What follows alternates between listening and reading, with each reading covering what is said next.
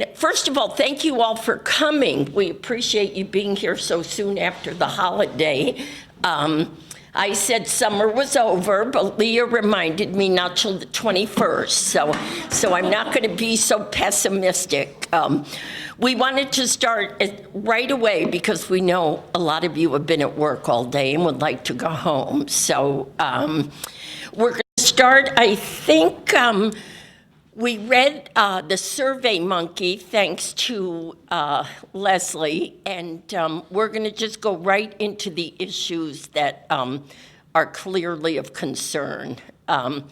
Chief, do you want to start? Because you've led a lot of the efforts that we have tried.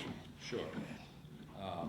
We're going to start, your questions were essentially, we're going to talk about the quality of life in the downtown business district. That's that's going to be 90% of what we talk about tonight. So the chief is going to go right to that. Sure. I'll probably drive me crazy, but do I have to sit? No, you don't. No? Can I take this? You're okay with that? Oh. Either. You actually need them to respond to the questions. It'll come right up. Okay, I would have stood. I'm sorry. Good afternoon. For those that don't know me, I'm Christopher Satrielli. I'm the police chief here in the village of Bronxville. I've been with the department for 37 years. I've been chief for 17 of those years. We're here this afternoon, to discuss the changes that have occurred in our business district specifically. And some of you have embraced and welcomed those changes, while others have complained and protested about some of those changes that have occurred. And I'm here tonight with my lieutenant, Nicholas DeYoung, who's been a police officer for 20 years, to discuss what we have done in the police department since April, when this problem became evident to us, and what we continue to do, and some of the limitations that we have as a police department and as a government. Many of the complaints we received early in April had to do with gas-powered mopeds being utilized by delivery drivers. We directed every resource we had towards an enforcement effort starting in April to stop and ensure that every moped was registered and insured, and every driver had the proper license to operate that moped. As a result, we impounded 76 mopeds.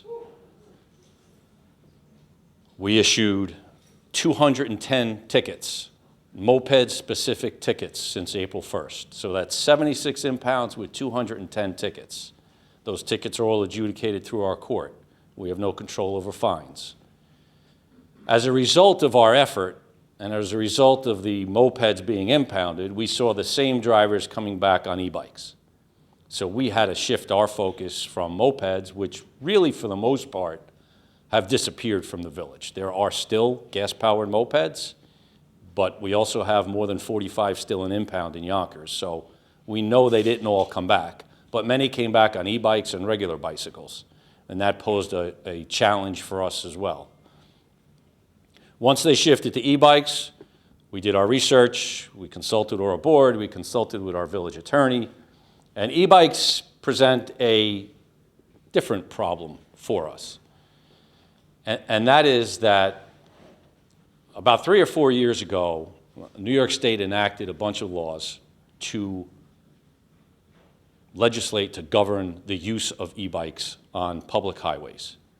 And within those laws, New York State protected those that are using e-bikes for commercial purposes being defined as deliveries.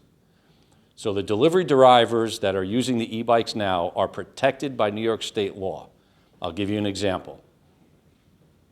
If any of you take an e-bike and drive up to Business A and order food and park your e-bike on the sidewalk and walk in to pick up your food, you're in violation of the New York State Vehicle and Traffic Law for parking that e-bike on the sidewalk.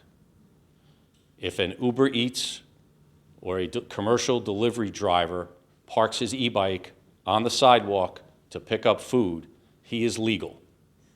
100% completely legal for an e-bike driver to come to the village while picking up food or picking up food for a delivery or ice cream or coffee.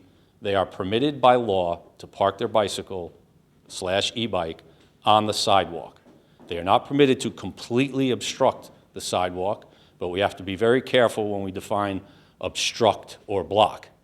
If it's completely blocking the sidewalk where a pedestrian has to move out into the roadway to pass, that is illegal.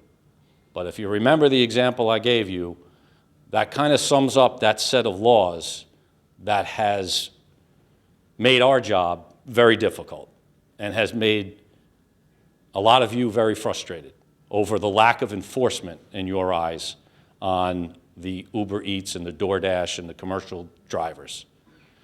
Another part of those laws that were passed to protect those that are working in that industry were the marijuana laws. Marijuana was legalized.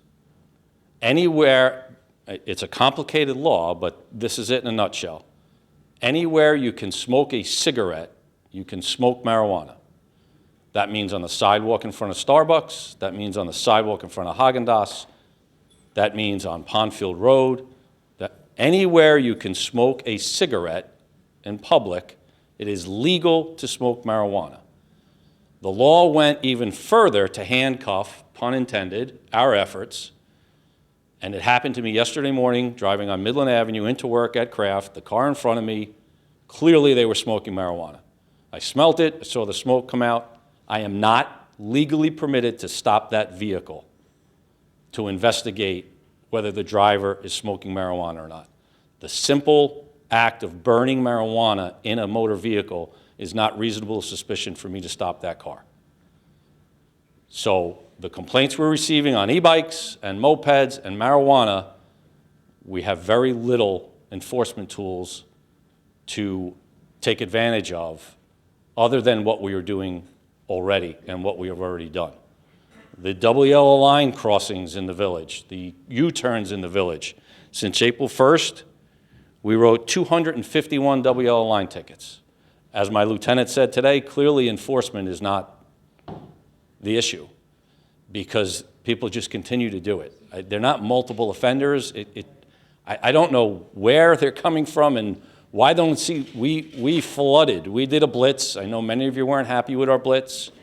The signs look like Central Avenue. They look like Manhattan. They got knocked over. They got kicked. People tripped. We were at a loss. We tried everything we possibly could. Multiple signs, and people were driving around the signs making U-turns. The tickets up to this point have not been a deterrent because that's a big number.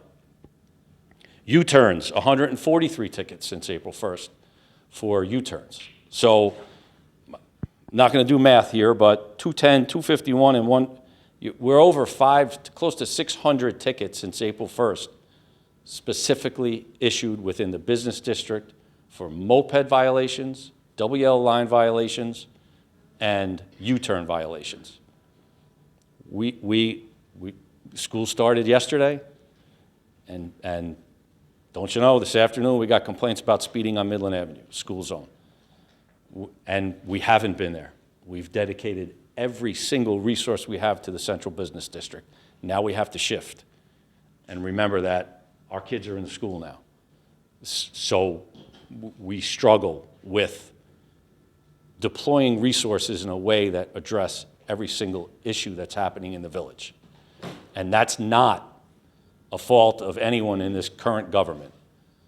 When I was sworn in as police chief, we had 16 total staff members. The night I was sworn in, we hired 5 immediately and went to 21. We've gone from 21 to 25 because of this board and this village administrator.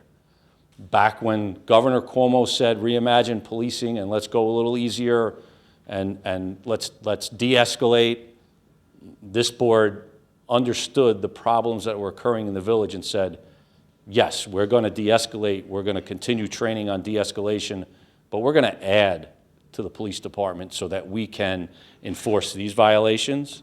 We can have a community policing program, which we never had before. We now have 2 officers that, when working, walk the business district. And then last year, when we began to struggle in February, March with these problems, the board said to us, what can we do? And I said, it can never hurt to go from 23 to 25 and put another 2 officers in the rotation. They approved the budget without question. So it's not from a lack of trying. We are struggling. Yes, the village has changed. There's no question about it. And as I said when I started, some are embracing that change. Some love the outdoor dining. Some want more outdoor dining. Some want the streets closed and parties in the street.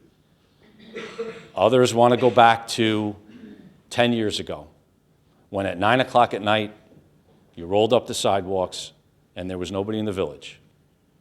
Selfishly, the police department likes those days because it was very quiet and we didn't have to issue 600 tickets in 4 months. But you have to be realistic. Those days aren't coming back. Society has changed. I say this a lot to people who come and ask me what's going on, why you're struggling, what's the difference. Early in my career, I was the first youth officer here in Bronxville, spoke to the children in the schools while at the same time speaking to the senior citizens. And my lesson plan is in my brain. Don't talk to strangers. Same for both. Don't give out your phone number. Don't get in a stranger's car. Don't ever answer the door when you're home alone. And don't let anybody in your house. What do we do now as children and seniors? We call a stranger. We get in their car to have them drive us to our house. And when we get home, we order food that's delivered by a stranger to our front door.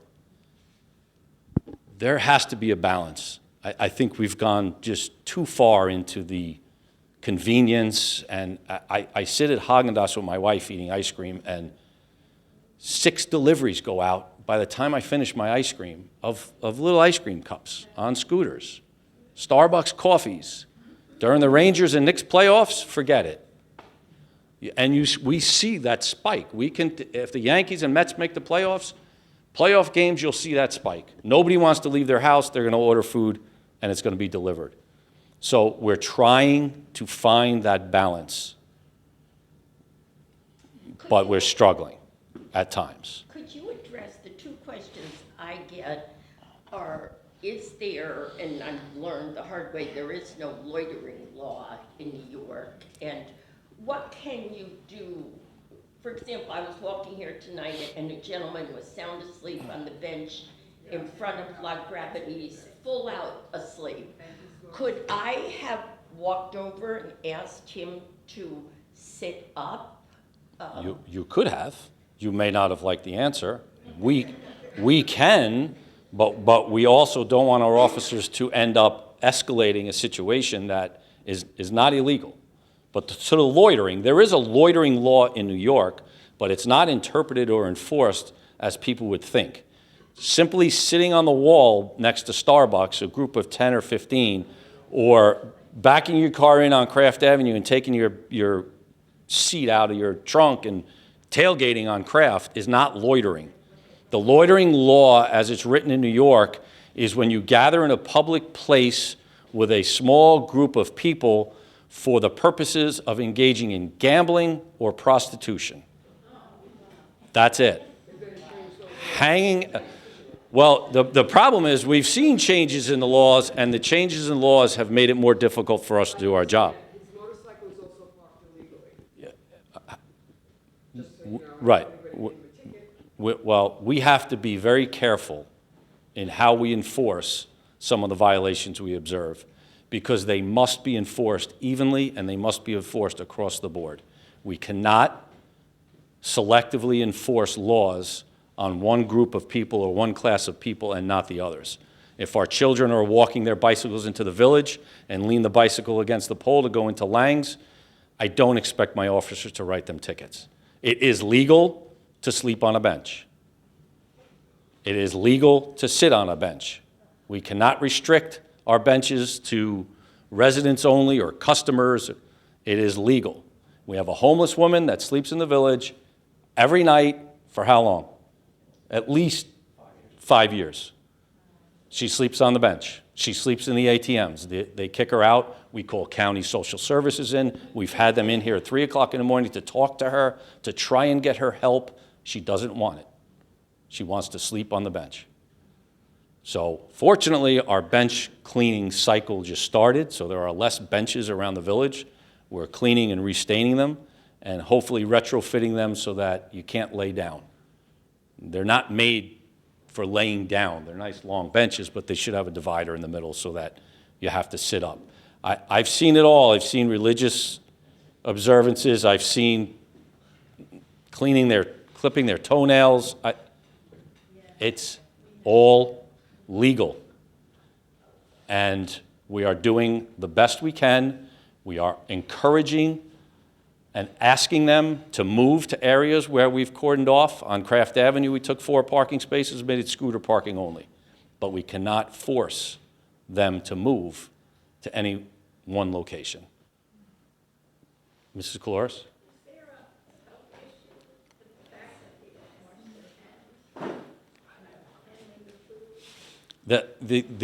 Not a legal health issue. The issue that I'll go back to, my statement, I don't know who would want food delivered in that manner. But as long as there's the demand, we are going to struggle with e-bikes, bicycles, mopeds. We will continue to impound.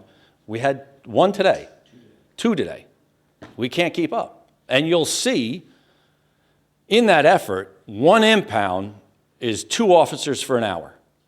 And what that means is for that hour, you don't see any more police officers out there. So the double yellow line, I don't see a cop. The double yellow lines, the U-turns, the sidewalks, the double parking on Park Place.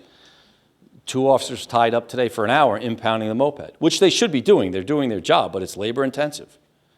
And despite the 25, we never got to 25. We're still too short. It's not enough. Way that we could put a fine permit, that you need a permit to bring your moped on if they're running a business. We all have businesses. We all had to pay for permits to open our business. So therefore, if they're running a business off our street, is there some way the village can create a permit that certain, but you have to get a little license plate for your bike? And I'd like to know who's charging these bikes for them? Where do they go at night? Who's paying for charging these bikes?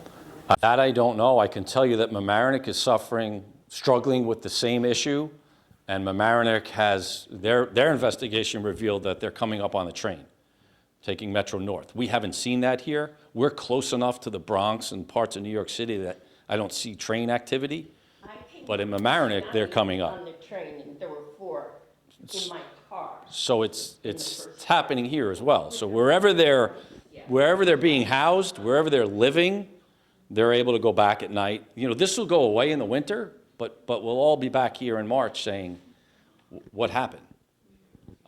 So to your point, the law does permit, and I know the board, I met with the village attorney yesterday and Jim Palmer. The board is actively discussing what we can do. There is a provision in the law that permits you to not necessarily register them, because register usually means a fee. You cannot charge a fee, but you can register these mopeds / e-bikes so that they at least have some identifying features on them. But it's not an opportunity to make money. It's not a revenue grab. We can't vet them. It would be simply that this is my e-bike and I work for Uber Eats, and it would be a placard on it. It wouldn't have much enforcement teeth to it. Just follow the microphone when you're answering questions. most of these people are the Uber Eats drivers that we're talking about sleeping on, and that's what you've seen, I mean, that's what we all think here, but I'm Yes. just saying, is that what the police see as well, as it's mostly the Correct. Uber Eats? DoorDash, Uber Eats, Right. and any other company And that talk now. about vetting, I am scared of it because the business doesn't have to vet this person, like if you get Geno's delivered or Almanjari delivered. There's strangers that come to your house, I had a child that they demanded more money. They're making more money here than they're making in the Bronx, obviously. So, I mean, just to think about is the way that the business who's making the money from the Uber Eats delivery, could we try and have them try and help go through it? Or, I'm just trying to find a different way than discriminating, because you're right, we can't just pick that. And the clarification is that Uber Eats is not vetting delivery drivers. Exactly, Yeah. There's no background check. The- We're Uh, benefiting from it. On the list of questions that the board has for the village attorney is that exact question. Can we look at the permitted uses of those businesses? Can we look at a revenue source? Can we look at licensing and vetting? And unfortunately, the big companies, the Uber Eats and the DoorDash, are just making a lot of money off of this system, and nobody wants to regulate them. I think we have to work together, because I agree with you. I see when I go in businesses, they hand me orders, and they kind of don't ask these people where they parked, they just hand the orders, and we're even looking at, in the village, you're either a restaurant or you're a takeout establishment. And we're even looking at if you've essentially turned your business into too much takeout, you could lose your designation as a restaurant. I mean, we have to work together. Yeah. And, the other thing, we have to bring in our residents. Our residents totally dislike the people being in the business district, but they want their food delivered. So it's such a balancing act, and as you know, being lawyers among us, we have to be very careful how we speak to people, talk to people, tell them, where to sit, where not to sit. We can't do that. Yeah, I know, I get a bad rap because sometimes I can't do to-go, but that all starts with, after COVID, to-go was really popular. Right. So you either have to make a decision to have a restaurant or to-go. And that Right. back up on Park Place that we all are talking about, we are gonna visit all the time with outdoor seating and all this. We immediately saw it was our drivers coming in. You don't have to put your menu on Grubhub or DoorDash. You don't Exactly. have to. So we're getting a bad rap. I know I also get a bad rap from my grumpy bartender sometimes, but he's been told to not do that because we don't want you double parking on Park Place. We're also tiny, so we can't take 3 DoorDash guys. So we take a hit by not doing that, but I do think it has solved a little bit. I know there's other restaurants doing it, a little bit of the problem. At least I know they're not coming to me because we don't take them over the phone, and we don't take them at certain times, and we switch things around. But maybe that's something we all have to do as a community to try and not make it so lucrative for these guys. Yeah. And that's easy for me to say because I'm a sit-down restaurant, so Right. I understand that. And we've tried that. We could go back before April, and it was the cars. Right. So, easy. We're easy enforcement effort on cars. And then it went to mopeds. Easy enforcement, so whoever is organizing this group, and there must be, because they're paying significant fines. They're coming in and getting their mopeds released. They're getting their registration done. Whoever's organizing the group is smart enough to react to our enforcement. It went from cars, and now, I know it doesn't seem that way, but the double parking is much better. It went from cars to mopeds. We hit cars, we hit mopeds. Now they found an area of an e-bike and bicycle where they know we don't have a lot of Sadly, it's enforcement. multiple guys on one guy's Yes. Uber account. So you don't really know who's delivering this food to you. It's not even the guy that owns that. This is like a big thing where they buy all these bikes and they hand them out to different people to make a cut. Yes. It's a business like that. Sir? Chief, thank you so much for your hard work. In the government. I'm Valen, business owner here in Bronxville. I would like to know if there is a way we as a business community with residents together, we can start a campaign, put pressure on the state, or call our legislators so we can do something about to change this law. Because it's affected not only Bronxville Village, but other villages, cities, and towns throughout Westchester County. And of course, Actually called Senator Mayer and Assemblywoman Pollock to try to help us, and they're very receptive, but they also directed us to a lot of the laws, the current laws that tie our hands. You know, unfortunately, we asked them, and they promised to continue to help us. So we have reached out to who represents us, just to let them know it's a big problem for us. I, like a lot of us, have been trying to figure out what changed, in April.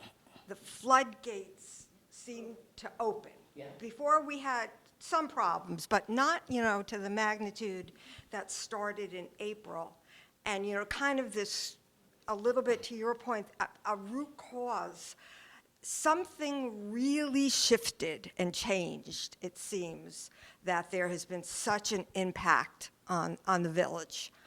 And I don't know what it is. I don't know if anybody has any ideas, but is there, My guess is that many businesses resisted the idea of signing on to Uber Eats and DoorDash until they saw the success of others.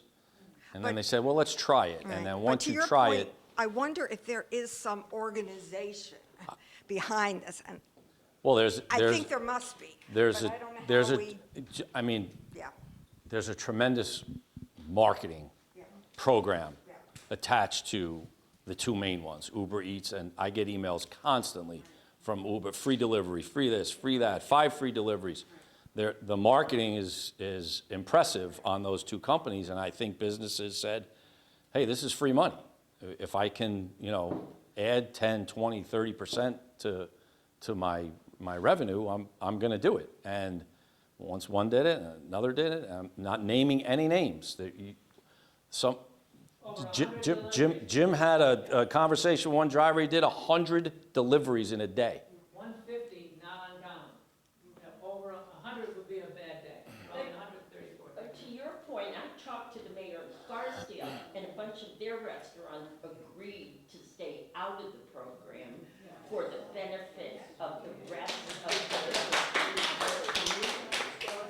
So they're not having as big a problem. Scarsdale is not having as big a problem. I have called all my colleagues, and Scarsdale basically said, there's a quality of life, there's other stores that sell goods, there's kids that walk into town, and they kind of agreed to work together to not do the Uber DoorDash thing.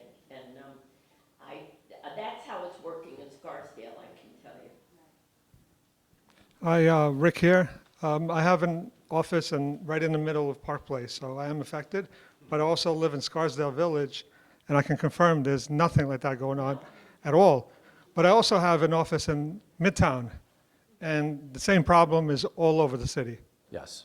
everywhere. So New York are City they is doing? struggling I want to with- know, are they doing anything about it, or are they New considering York an issue, City- considering it a problem, or are they just ignoring it? New York City has considered it a problem, and the bigger problem in New York City is they are using the e-bikes and scooters to commit felony crimes. They're robbing people.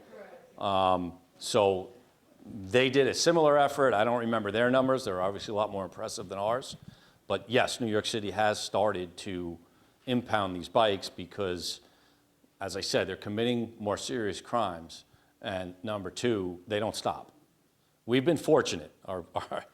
It's another reason why our crime is low in the central business districts, because you can't get out of there if you commit a crime. You're gonna be stuck in traffic. So we've had several. 2 days ago, an officer calls out. I'm in pursuit, a word we don't like to use. A moped was failing to comply with his direction and was racing away from him at Pondfield and Park Place. But as I said, you can't get far. Another officer who was at Pondfield and Meadows saw him coming. And we stopped him and impounded and arrested him. So New York City's doing a similar thing, but they're struggling down there because nobody's stopping for them. And they're committing more serious crimes, not just doing deliveries. Well, I just want to say one little thing, please. Yes. It's beyond Uber Eats. We're getting things happening that are not, it's not even an Uber driver. You know, there's other things happening in town. But if that's the subject you want to stay on, I understand. No, I'm here to address any issue you have. You know, I have random people walking into my store for no reason. We're locking the doors. It's really not, we're getting hose robbed, you know. But, you know, just crazy. At CVS, do they have a security guy in front of They should. They should. Yeah. Yeah. Quickly, CVS corporate has notified their local managers not to call us anymore. This is all part of this change within the last 5 years that is, in my opinion, in my profession, not healthy. They want to, CVS and Rite Aid and Macy's, all the big corporate business owners don't want their employees confronting anybody who's committing petty crimes in their business. And I support it in one way. I can't, support's the wrong word. I understand it because when we go to CVS and arrest somebody for shoplifting, within 10 minutes they're out. And an hour and a half later, we're still typing our reports with 2 officers tied up. And they must be given an appearance ticket and they must walk out. And that's on some felonies as well. So these changes in laws, it just wasn't an e-bike change and a marijuana change. It was raise the age so a 16-year-old can go and shoplift and you can't do anything to him. It was no cash bail. All these things together have added up to very big changes, not just in Bronxville, throughout the state, throughout Westchester County. And I don't know what is going to be the trigger to bring it back closer to the middle, but we're struggling with all these things. CVS doesn't call us anymore. They just don't want to deal with the potential conflict that might occur with us trying to arrest somebody. Chief, if we could just jump backwards to the Scarsdale example. Does anyone know if Scarsdale not signing on to Uber Eats and DoorDash, if they actually also offered an alternative program to their businesses? And if so, could we emulate that? Yeah, that I don't know. I know the easy solution to that is if you're a business that wants to deliver, you hire your own delivery person. We Right, have but maybe several, that's something that the somebody Chamber of mentioned Commerce... Geno's, and I like Geno's because they're not in Bronxville, so I'm not, I'm not crossing any ethical lines. Geno's has his own delivery person. You know who's coming to deliver your food. You know, that's what you have to do, but then the expense goes on to that retail establishment. But maybe to it's hire something their that own the Chamber person. of Commerce could look into doing as a coordinated effort to help support the businesses and have a single pool of drivers that's vetted and safe No. and paid well and... No, people have, the few people who do it, they take phone calls from mostly residents who know because they don't have a. Yeah, I almost always and call then personally. they, Yeah. Some of them have gone to their own delivery driver. Yeah. But there isn't a coordinated effort. Might be It's something sort to of try. an agreement to get out of that business in Scarsdale.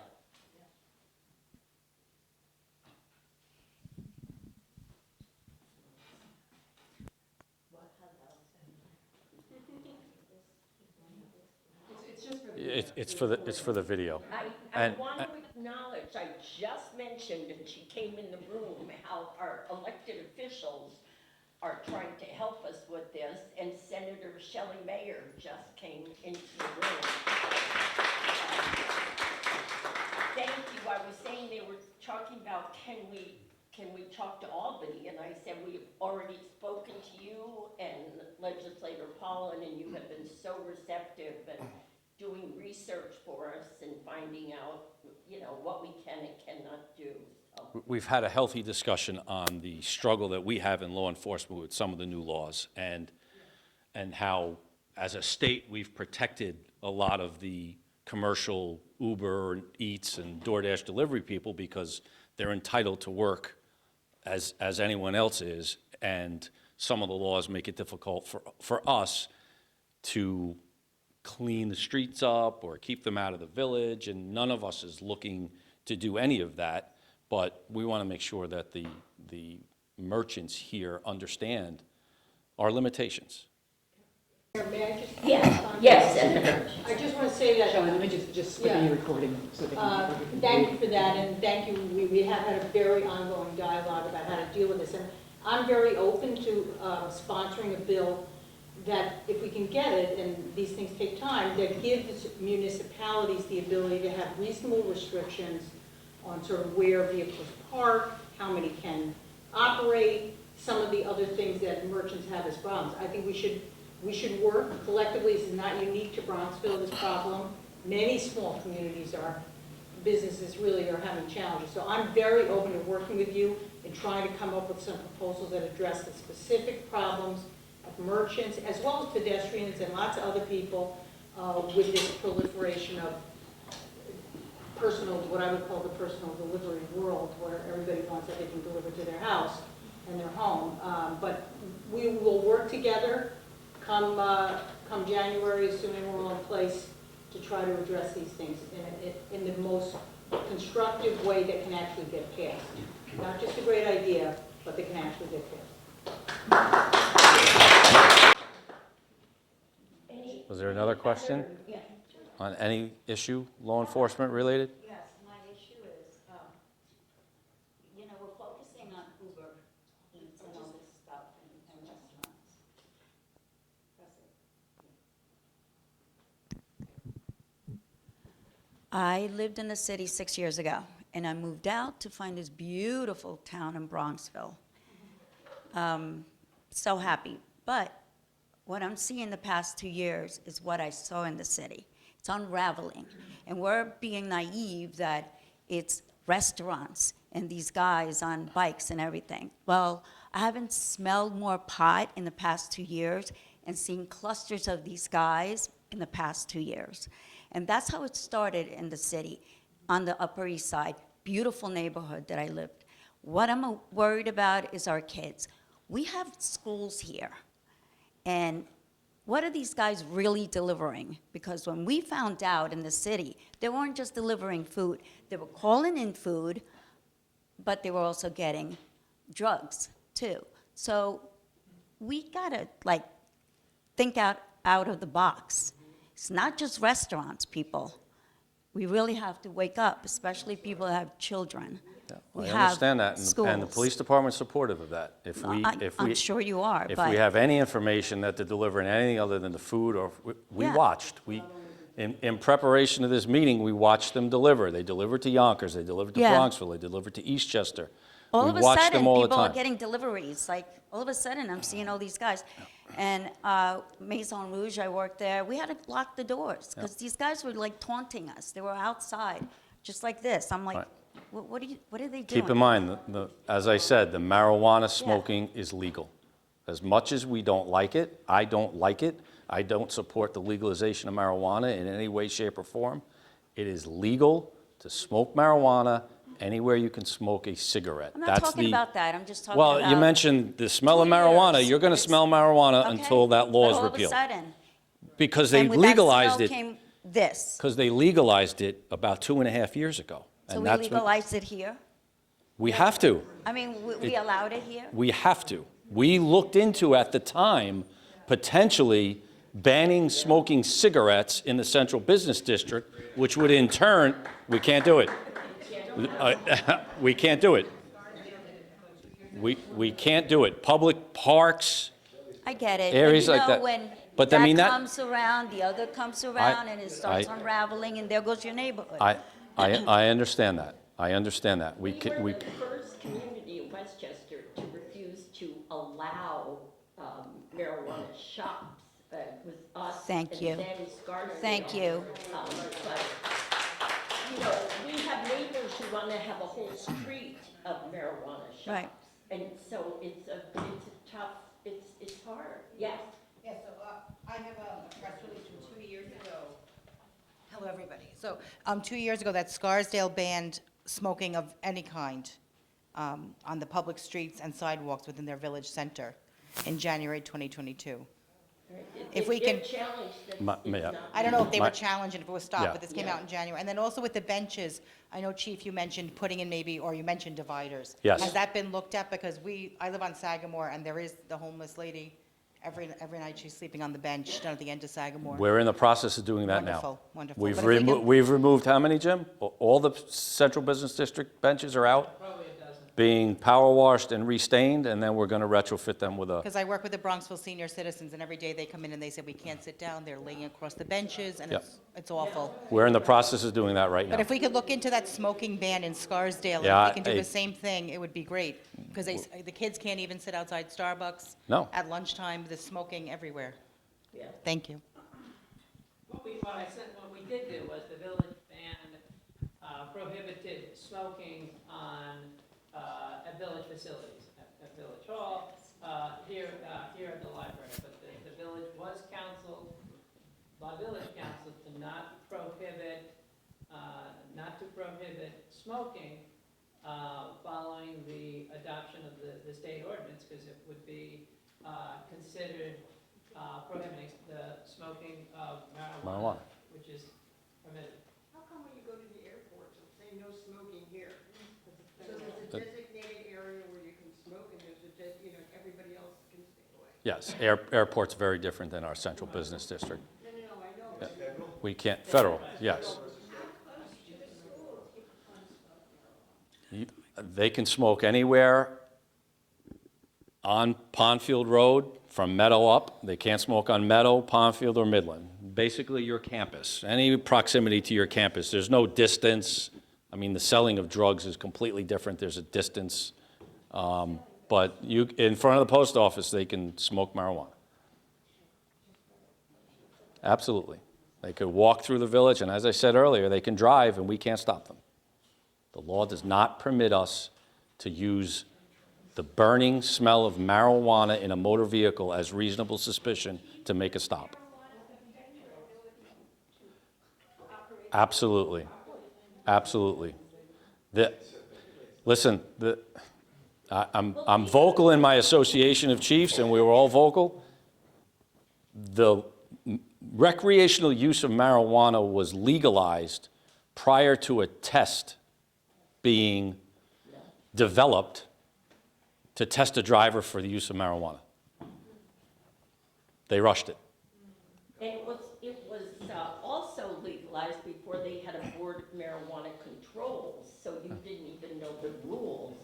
But the big thing was you got a big cut of the taxes. Yeah. And the marijuana board's struggling right now. There's like 3 people on it, and the enforcement effort, and the licenses hand that out, you must have a conviction for a marijuana offense to get a license to open a business.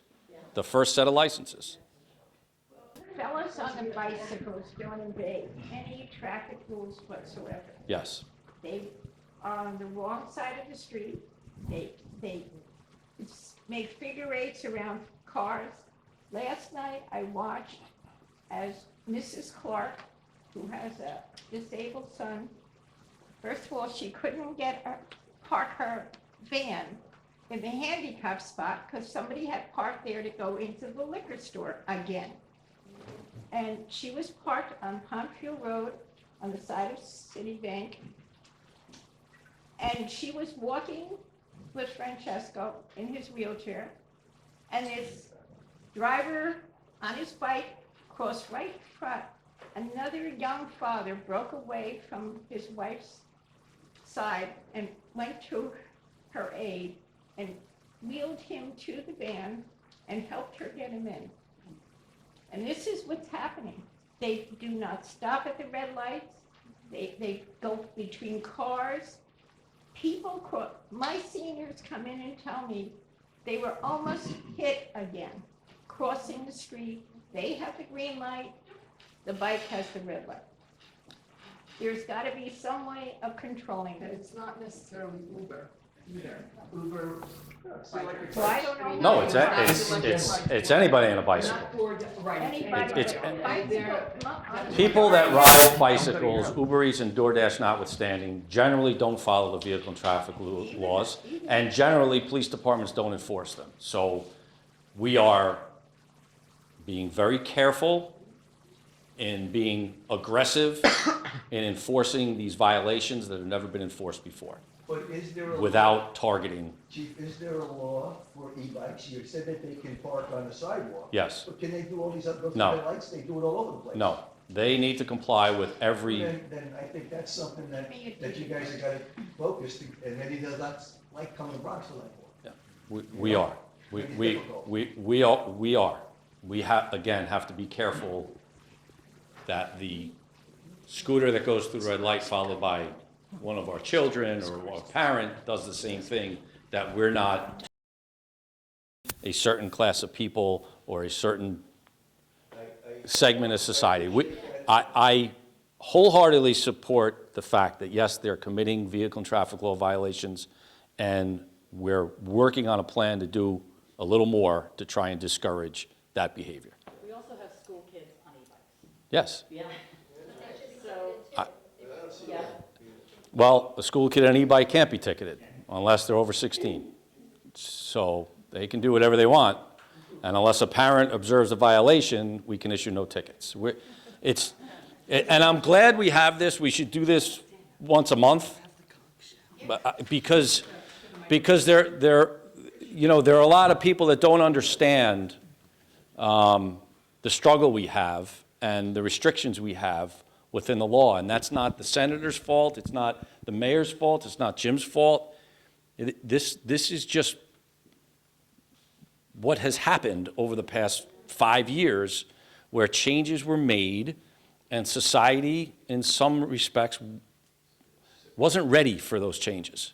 And they happened so quickly, coming out of COVID, when everybody came out of the closet in the basement and came outside and said, what happened? And we're reacting to those quality of life issues. We are struggling. I wouldn't stand up here and say anything else other than, yeah, we're struggling. No, you have rights, but so does everybody else, and we're trying to find a balance. Who has the mic? Somebody had it. Go ahead. Thanks, everybody.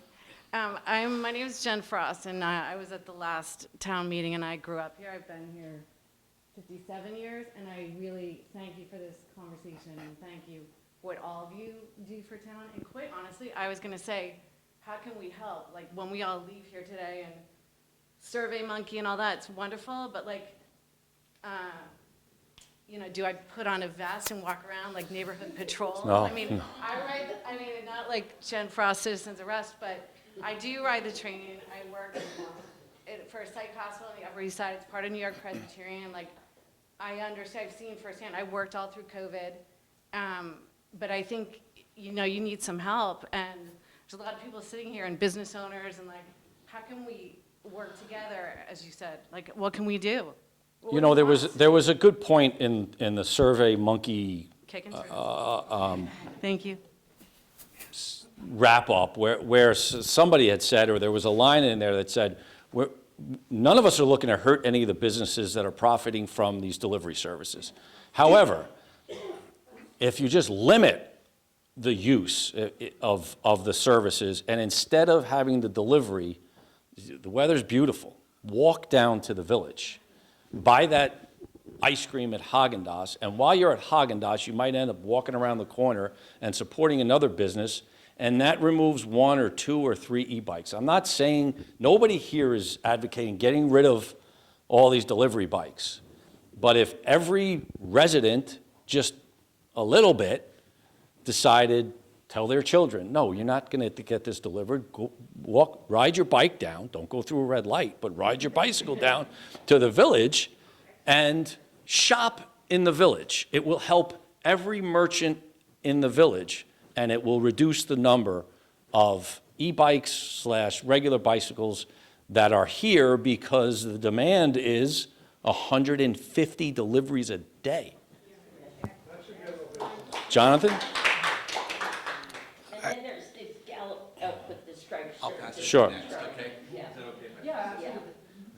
I just want to echo what the chief said, which is I think as a chamber, what we can do is drive home this concept of shopping local, coming into your downtown, which is something that I think is in the purview of the chamber. And, years ago, we did a shop local campaign. The mayor wrote a great letter and kept it in front of everyone's mind about the benefits of the multiplier effects. I think we could try some sort of a grassroots. That's something that that's in the chamber's, I think, reach. And forgive me for jumping around a little bit, but I wanted to mention this when we were on the smoking and the marijuana issue.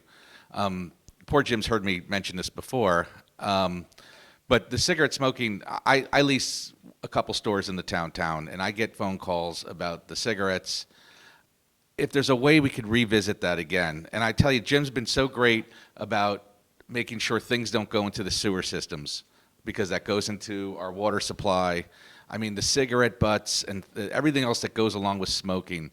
If we could take another look, I think it would be a way to, A, deal with the marijuana smoke, and B, I think also be accretive to the quality of life in the downtown, and C, the environment. So just something that, if the board could take another look at that as a way to address those issues, that'd be appreciated.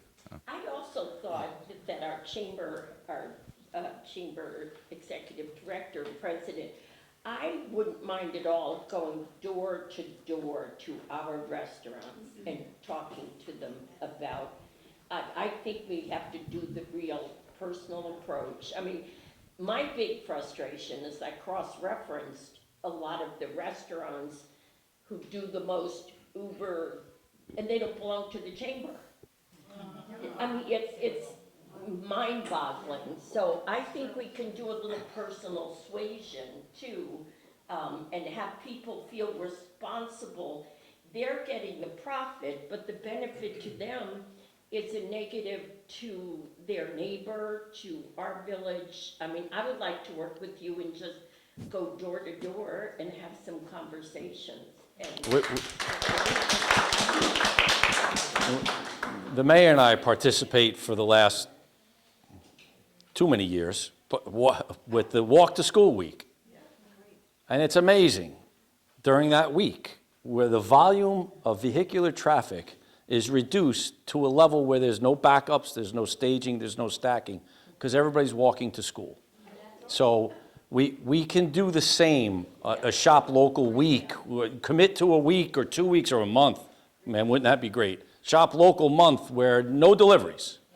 Come into the business district, have sales, have specials, have bonus, whatever it takes to get people to just pause on this so that we can, the state and local, can come up with some ideas that might help curb it come March and April of next spring, when it's going to happen again as long as the demand is there. So we are supportive of any of those efforts. And leave your phones at home and talk to your children. Yeah.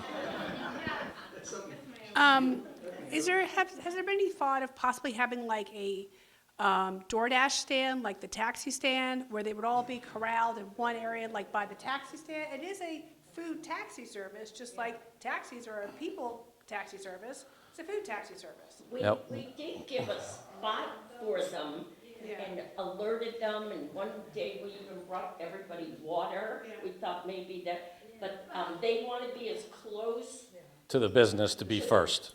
food as possible. They don't want to, because people get angry. I sit and talk to them sometimes on the brick wall and ask them, and they get worse tips if their ice cream is melted, or, so they want to be right next to the food. I will say my husband has been out at like 2 in the morning moving our car, and he's seen them up and down Sagamore. I don't know what they're living at 2:30 in the morning, but it's not anything from the village that's open. Yeah. But I think, to your point, we've got to solve it from within, and we have to get our own residents to stop ordering. We have to get our restaurants to know that their benefit is somebody else's negative. I think we can do it. I am a believer, this village has done a lot of things, and I think if we work together, and I'm right with the chamber on this. Leslie? Yeah, Leslie is the executive director of the chamber. Hi, thanks so much. You mentioned before, Chief, and I just want to reiterate, because I have spoken to a few of the merchants that use these delivery people, and I said, you know, if you stopped, maybe people would come in and they're going to spend more money. Right. And they're not going to just get a nice coffee. They're going to, you know, get something else, and then they're going to realize they forgot to get their mother a birthday card. And then they're going to, you know, just as you said before, more people will come back into the village. And maybe there's a way we could do some kind of initiative where, at the school, where these kids and young adults can be taught about or focusing on this, you know, this walkable village that is a real selling point for people that want to move here in the first place. Right. And it would be to the benefit, because I get emails, frankly, from mothers of young girls who have had things said to the girls walking in the village, and so it makes the village less attractive to their children. I mean, there is such a ripple effect here. I will talk to, I'm having breakfast with the superintendent next week, and maybe we can work together to do something, because parents are concerned She wants the about the microphone. safety or the quality of life in the village. Yeah. Sorry, me again. Another thought I just had was, and I had put this, we've been here a while. Someone had mentioned the guy sitting on, you went and saw them on that wall. That used to be filled with Bronxville children. Yeah. And I used to remember the police. I was at all your youth talks, and honestly, you talked some sense into a lot of our kids. You guys would break them up. Yes. Let's keep moving, let's keep going, right? Like, so I get it, they're adults and things like that, but it just kind of struck me when I hit those two things together is some of our historical norms aren't happening. So we have to get the kids back, and that's safety. One thing I just thought of is when we came in, there are only a certain amount of food restaurants, and the planning board's letting people in, so maybe we have to do a little halt, because most of the people that have come in, and I'm not knocking anybody, everyone do your business, but most of the last few people that have come in are to-go restaurants, and now we have to-go problem. So maybe, as a whole, we just stop, slow down everything that we can control, so we can see where the problem really is, because I think this is great to hear what the police actually have to say and how hard it is. And then my other thing is, ticket us.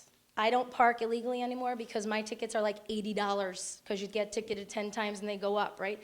Ticket us, ticket my son. It's so funny, I used to call you guys all the time and talk about the yellow lines and the lights, and I'm that annoying person, and lo and behold, my little guy gets a ticket, right? Taking a right on red, and the cops were great. They ticketed him, they actually called me, which was awesome. They knew it was a local kid. Give him the ticket, he learned his lesson, everyone learned his lesson. I can't ticket a 15-year-old, but ticket my 16-year-old and my 17-year-old, because we all win. We all stop doing it, and the people that don't live here also stop doing it. And the historical numbers I gave out were specific to mopeds, double yellow lines, and U-turns, because that's what we were discussing tonight. We're well over 2,000, 3,000 tickets for the whole year throughout the village. Speeding, stop signs, red lights. No. And it's a good question. I was going to just... Right. I don't mind the emails. I'm not saying don't email me, but they're not helpful if it's an email of a violation that we didn't observe. So the picture of somebody parking illegally that you email to me, and I don't open it for an hour, it's no good. Call the desk when you see the violation, especially a parking violation, so they can dispatch an officer to write a ticket immediately. If you see a moving violation, we cannot issue a ticket based on a video unless there's an accident. and then we use our own video, that's an exception in the law. So it's not, and don't get insulted, it's not helpful for me to get those videos and those pictures, you know, hours later. And when you see it, call, let us go, let us correct the action, let us write the ticket if we can. Also, it's good to know, just so you know, and it's not because we wouldn't do it, but I get the phone calls, you know, some of these tickets for the New York State Vehicle and Traffic Law, they're $175 tickets.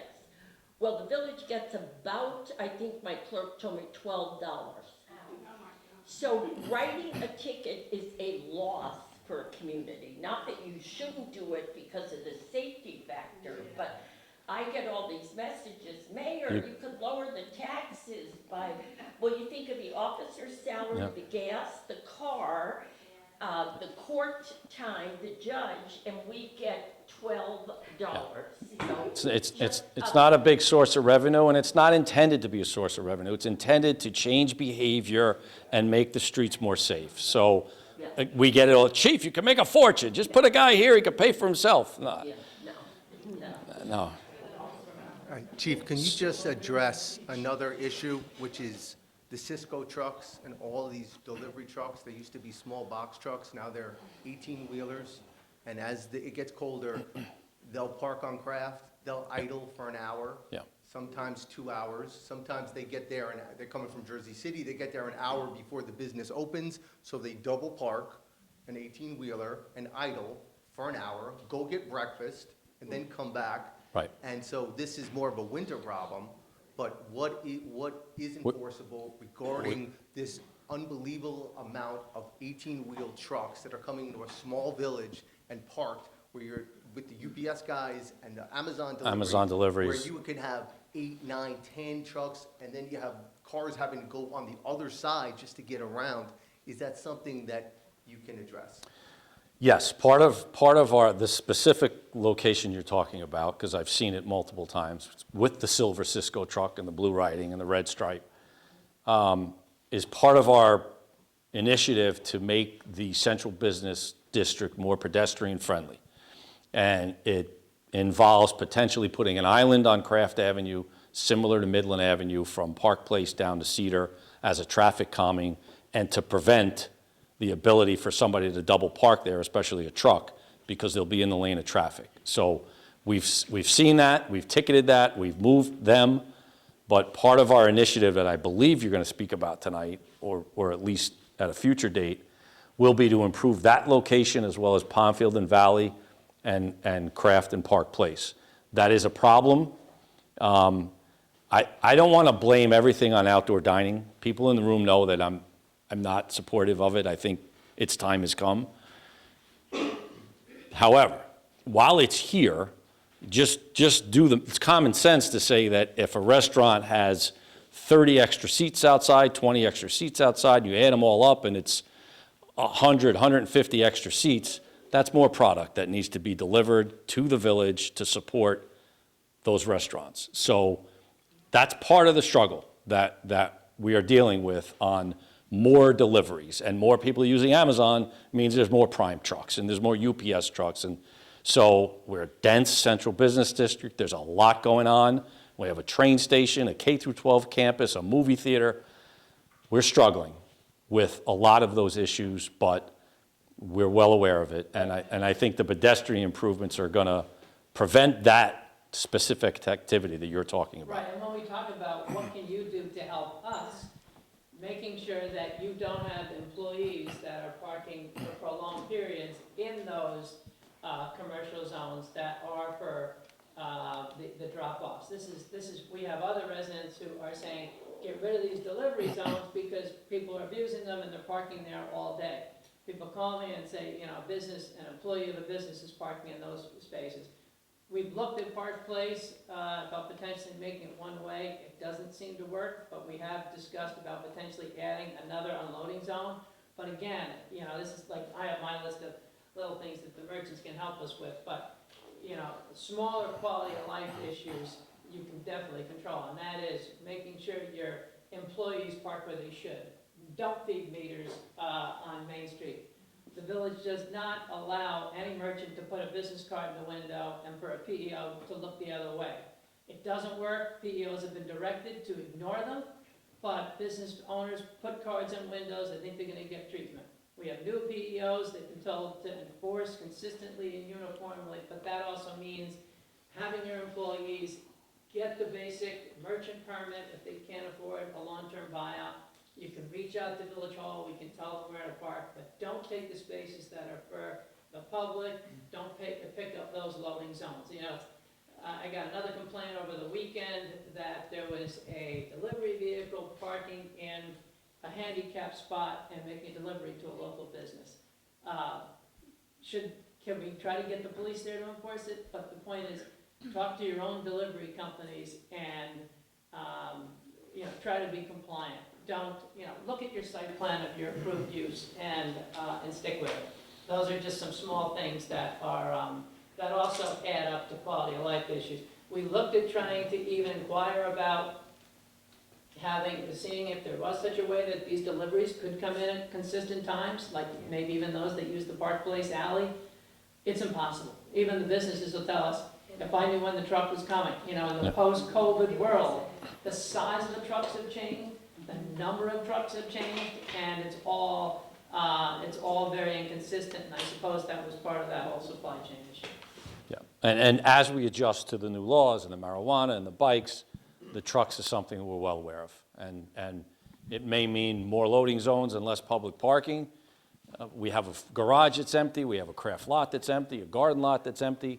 So we may have to designate some spaces in the central business district for more loading and unloading because the truck traffic has increased. Right. Remember, I'm going to say that for Leah Carroll. She always says that we don't have a parking problem in the village. We have a walking. Problem. We have also, the planning board redid the outdoor dining, and essentially everybody was shrunk in half. Everybody was treated the same, and we reclaimed how many parking spaces? 16? Yes. Yes, so there's 16 spaces as a result of the way we're trying to kind of taper off the. And you'll see an improvement as a result of that reduction. And on November 16th, you'll see a big improvement when it goes away. Yeah. Right. Remember, all the on-street dining, no matter what people tell you, the board made a decision to make it seasonal. Yeah. It's April 15th to November 15th. By November 15th, all the on-street dining has to be removed. That includes no matter what the structure is. I mean, you've seen some of the structures that were removed. They were filthy. The DPW did a great job trying to clean them, get the catch basins. So again, the on-street dining that you see is seasonal. Frankly, it's the on-street dining has a lot of work. There are still numerous businesses that are not in compliance with the planning board approved. We're working on it, but yes, on November 15th, those dining structures should be down, and there will be a new program here for 2025 with guidance that will be provided to all the merchants. Sir? Oh, I'm sorry. I just Microphone's ready. want to introduce myself. My name is Vanessa O'Friel. I'm the president of the Chamber of Commerce, and part of my job is to encourage merchants and businesses here in town, which of course we want to do, and we're all very willing to walk door to door and help the residents. But I also don't want to hurt the restaurants that are in town, because these aren't just, if anyone has a teenager, you know that they live off of Chipotle and wings. And those are the drivers that are coming in. So it's not just a coffee. We really have to cook more at home, shop more at home, and not be having so many deliveries. I'm not saying anything that hasn't been said before, but I want to make sure that we're not penalizing any local restaurants by not allowing them to do their own deliveries. These are restaurants that are coming from other malls, and 2 a.m. wings deliveries are not unusual, and Chipotle, I have multiple teenagers in my house, and they're all guilty of it. So I'm going to do a little bit more grocery shopping and hopefully not poison them.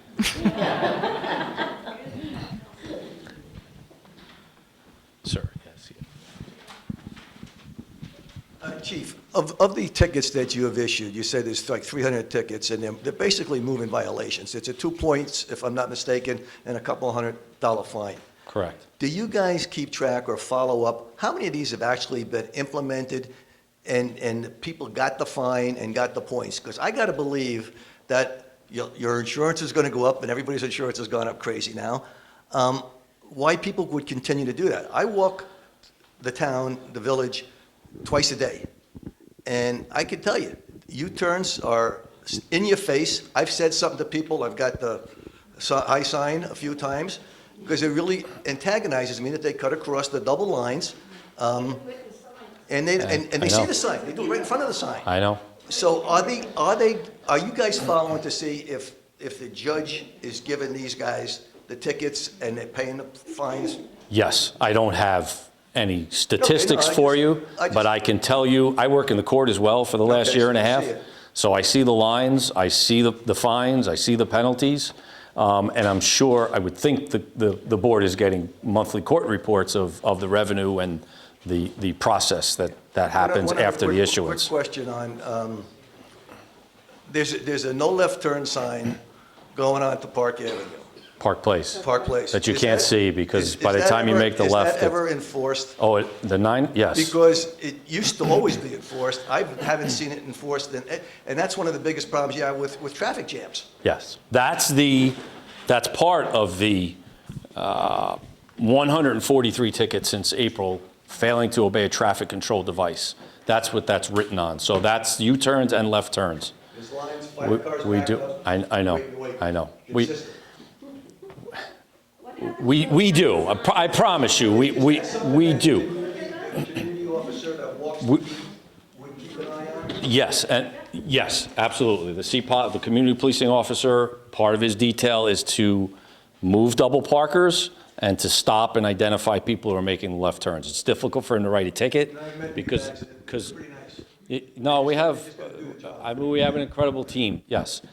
The thing I didn't mention, and I'm glad you brought up the enforcement, since April, 250 hours of overtime dedicated to enforcement of traffic violations solely in the business district.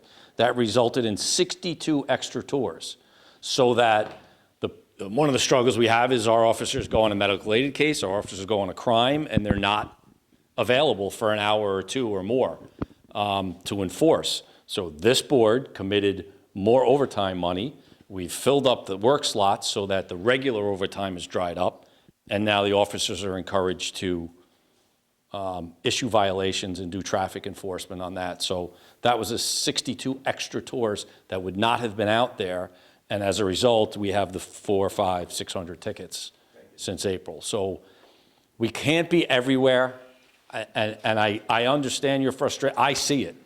We see it. I understand the frustration, but we are doing everything we possibly can within the law and within the discretion that we're afforded within that law to make sure that the village is safe and the quality of life, we enhance that quality of life and try and get it back to pre-COVID when it was very different. And it was. It may never go back. But we need to find that balance, and we've done everything we possibly can, and so has this board. Senator? Can I just add a few things? Sure. Thank you, that it may have been discussed before I got here, that we tried to do, and I worked hard on with Assemblywoman Amy Paulin last year. One is to strengthen the tools that law enforcement has in the case of retail theft. Less of a discrete Bronxville problem than Yonkers and other places with big boxes, but it is part of this sort of sense of, and I don't blame it all on the lawmakers, I understand there's differences about it, but this sense of sort of the rules don't apply to everyone, like you go and pay for your groceries, you expect the next person to pay for their groceries. So we saw in the big box stores that was really turning into a serious problem, not only for the stores where it happened, but this fear of that sort of no one is playing by the rules. We did give one thing that I worked hard on, is a small piece, but it was included, was to allow law enforcement to aggregate, to add together the two minor crimes that were less than $1,000, so you could get to a higher crime by adding the amount allegedly stolen. So $1,000 or less is petty larceny, which is a misdemeanor. If you can add together the amount they stole, if they go back the second day or the third day, and you can give law enforcement additional tools, we got that done. We also created a tax incentive for bigger companies that need to have additional security costs. And we did some other benefits for them. The other is in the area of cannabis, and the chief mentioned it. The fact is the Office of Cannabis Management, which was set up to regulate this deregulation of recreational marijuana, really did not work well. I don't think there's any question. But many communities, and again, not particularly Bronxville, were hit by all these unlawful cannabis stores that had no business being there, that weren't taxed, the product isn't reviewed, and they gave to this sense of, you know, they could be anywhere and everywhere. Again, finally, we gave tools to both law enforcement to shut them down with a padlock and to get the state tax and finance to have tools. Each of these are fights, and I'm not minimizing the problems people are talking about, but to say that we hear you and we are trying to, in a reasonable way, make sure law enforcement has the tools they need to assure people about their personal safety and also their community safety. It's not just, I'm afraid for myself. It's, I want to feel comfortable in the village of Bronxville walking around at 11 o'clock at night without concern. And I think, again, I know, speaking for Amy and myself and or my colleagues that represent Westchester, we want to be responsive. We want to be mindful. We are pragmatic about what we can get over the finish line and what other people agree with and not. We're not the governor. We're one of a body. But we want to and will continue to work closely as we have with the village. And I just want to give credit to, you know, the mayor and Jim and the chief. We have worked on a number of issues. Specifically, today you helped with the parking over near the nail salon, which was a problem for them with the Con Ed sign, and changed that. That is a really good development for those stores up there. And I just want to commend you. We are very much committed to working together. So it's useful to hear what you have to say. And please reach out to me. I mean, feel free to disagree. Just I would say on cannabis, I was not a fan of recreational cannabis. I'm very worried from a kid point of view as the chair of the education committee.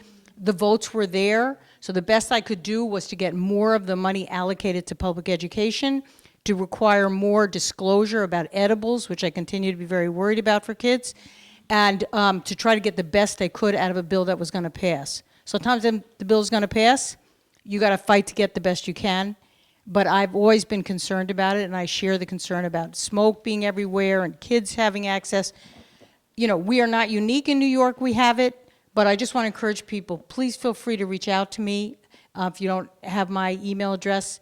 My office is in White Plains. I live 10 minutes from here. I love to shop in Bronxville. I think it's this incredible jewel, and I appreciate the opportunity to hear, and I want to assure you that I am here to represent and fight for you the best I can in a pragmatic way that can get things over the finish line. I'm not going to come up with make-believe ideas that we can't get past. But real things that we can do, you have Amy and I on your side.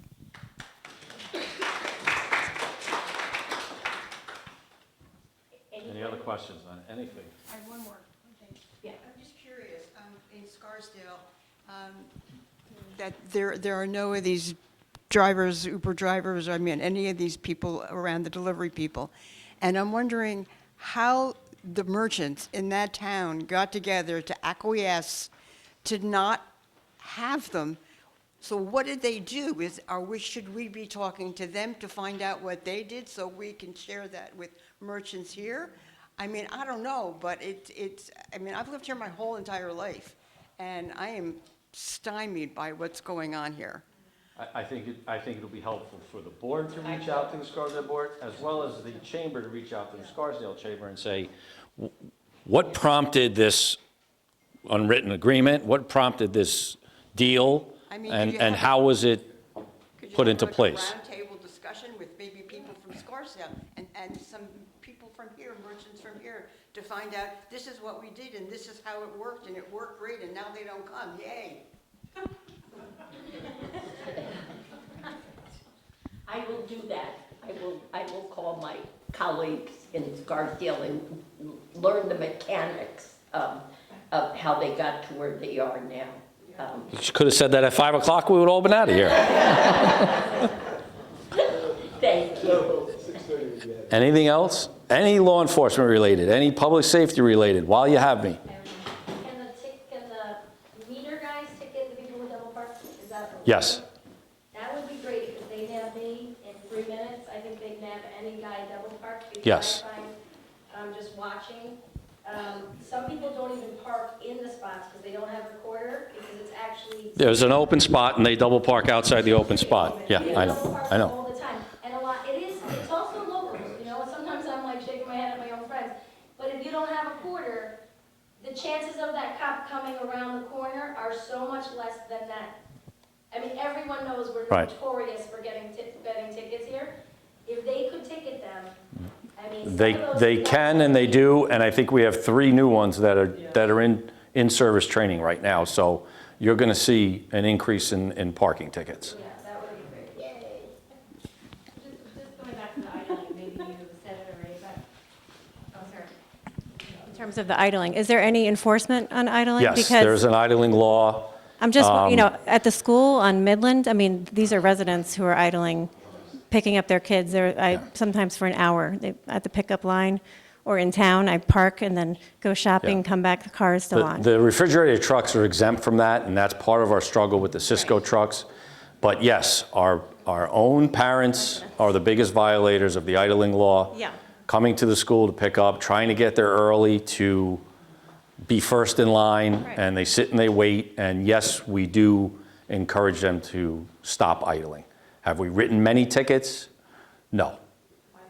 Yeah. It's Well, it's think of a it like the school, I tried and I adored the school, but they have different dismissal times. So just say you live on Course View, when you have one child that gets dismissed, and then 12 minutes later, another child gets dismissed. Well, you're not driving a 7-year-old home to sit in an empty house. You're going to wait for the next child, which is. Agreed. Right. But usually you don't need to stay double parked in the middle of Pondfield. No. You but I'm can, saying most parents would, coming from Courseview or Fordle, will park or should park close by Yeah. and stand and exercise those 7 minutes and just take some breath of Oh, fresh I air. agree with you, but I mean, But that's we do, what I do think it's a people- matter of responsibility. It's collective. It's what we were talking about earlier. It's our vendors. It's also our community. Yes. And I do agree, and going back to that point of educating. And we need to educate all of us as to what the importance is of how maybe DoorDash, maybe Uber Eats, maybe we should educate our children. Let's make different choices, right? Or understand the impact on the town if the residents knew what the impact is. It's easy to just complain and focus on these vendors or the actual messengers themselves, but I think we all have a role, an active role. Yes, and the difficult part of the idling, and I'm not saying we can't do it, is we do have to time it for 3 minutes. So we have to go observe the engine running, time it for 3 minutes. We like to put it on our body camera and then issue the ticket. 2:45, they drive away. That's 2 minutes, wasted. We go to the next car. So we focus more of our effort on the educational part. As you said, we hand out flyers. We go to the line. Now that school is open, the lieutenant and I will meet with every single school administrator in the village to go over active shooter training, to go over lockdown drills, to go over idling and parking. It's things we do every single year when, now, again, I said it before, everybody wanted, do the W lines, do the U-turns, do the parking, do this. We had 5 officers outside the school on Tuesday, and everybody's like, that's great, we need to do that every day. Nobody idled, nobody was speeding, put those cops there every day. Well, then they're not in the business district, or they're not on Midland, or they're not on Parkway Road. So we need to find a balance. We have a lot of areas within the village we need to enforce. We have regular crimes that are occurring, believe it or not, and regular calls for service. Our calls for service are over 4,000 this year. So we understand that, and I'm not going to stand up here and say, no, idling, we do it all the time, we wrote 10. This, we do that, we do. We're struggling in some areas, and we respond as things change. Are we able to do a moving car line? The way other We can, yes, we need cooperation. You know, when we go up and say you have to move, and they say, oh, I'm just waiting, and no, you have to move. Right, but I mean, it just becomes new culture. Correct. That you have to. Correct. You don't get to stop at all. You Correct. just move forward, you get your child, and go. And go. Yeah, it's. They wouldn't be allowed to even double park starting at 1:45 in the No, afternoon. no. It's organized chaos at the school. And I've tried to resolve it, and I don't think anybody's gonna be able to, but we'll try anything. We'll try anything. We did cones, we did lines, we have an officer there now, school head staff there now. Again, walk to school week, there's nothing. There's no traffic. And we're happy to put a police officer at locations to cross people on walk to school week. I will do it myself. If they commit to walking to school every day, I'll put officers to cross them at locations where they don't feel safe, where it's appropriate to put somebody to cross if they don't drive. We watch people drive from Park Avenue Terrace, Hemlock, Hawthorne. The school is right there. They spend more time circling for a spot than if they just walked across the street. So we'll try anything. Yeah, this is more for the mayor and Jim. So I had brought this up before, but if you look in Manhattan, in the most successful neighborhoods, they have a very strong business improvement district where a lot of these issues are brought up. It sort of is taken out of government and away from the police and into the actual merchants that are benefiting from this. Because what we're not talking about is the littering post-COVID is completely out of control, where you see people just literally dumping cups, pizza boxes, all over the parking lot.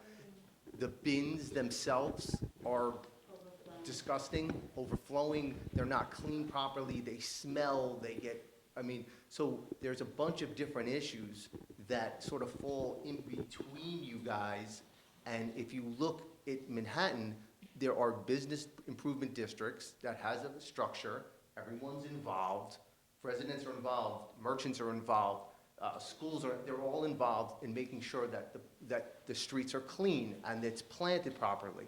So it's something that we could look into. It's not something that I think the chamber is capable of, but it's certainly, if we could take a blueprint of another town like Greenwich that has found success and use their business improvement district and sort of make it a little smaller for us, I think that could give us an avenue to move forward through.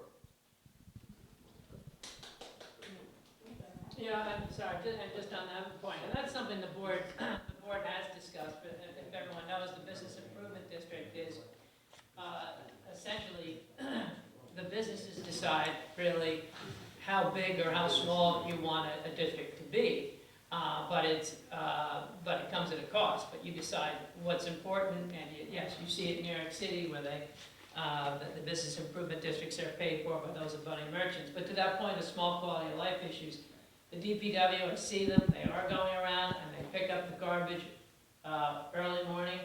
We've added additional pickups for the DPW. We have purchased additional receptacles. What is a little challenging is, what I find is, the DPW is in there at 6:30 to 7 o'clock, has the downtown all picked up, and then the private haulers who do the commercial pickups come in and are very lax at best, or use trucks that are in violation of the County Department of Health law. So this is just another thing that I press upon all of you. You sign leases with these haulers. These haulers should be using trucks that are in compliance with Westchester County rules and regulations, and not leach out onto the roadways. This is nothing worse than, so the DPW goes through, their haulers just throw the garbage in, and then the leachates on the street. But again, to that point, it goes about when merchants put the garbage out, and it should be out before 9 p.m. at night. It should be picked up early morning, not left out during the day. Again, collective effort. Village always looks to do more. The mayor asked us to have a gum buster machine out. We had college students all summer, you might have seen, using a special piece of equipment that we saw purchased by the White Plains Business Improvement District, and the village bought it, and its sole purpose is just to, believe it or not, get gum off the sidewalks. Small thing, but a quality of life issue, and you need a special piece of equipment and brush, believe it or not, to melt that gum off the sidewalk, but it really does, it does work. Anybody else? I'm just mindful of everybody's time. Yeah, Anything, any other questions? I have one more question. Yeah. How many police are on duty on a daily basis? It depends on the tour. Generally speaking, we have a police officer on the desk, it's usually a desk sergeant, and 2 or 3 on the road. If one takes off, You said you're 25, correct.